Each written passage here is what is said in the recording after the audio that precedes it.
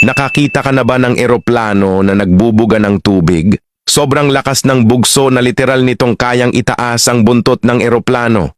Halimbawa na lang ang Lockheed C-130 Hercules. Kaya nitong magbagsak ng halos 3,000 galon ng tubig sa loob lamang ng 3 segundo.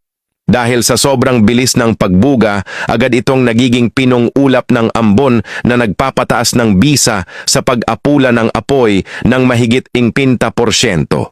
Kahit ang mabilis kumalat na wildfire ay kayang mapigil agad, pero may kapalit ito.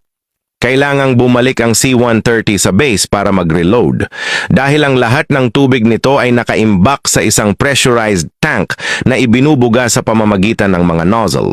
Kung ikukumpara sa amphibious firefighting planes, hindi na nila kailangang bumalik sa base para mag-refill ng tubig. Sa halip dumudulas lang sila sa ibabaw ng lawa at sumasagap ng tubig gamit ang intake sa ilalim ng eroplano. Salamat sa inertia at onboard pumps, kaya nilang punuin ng 1,600 galon ng tubig sa loob lang ng 10 segundo. Kaya, sa tingin mo, alin ang tunay na powerhouse?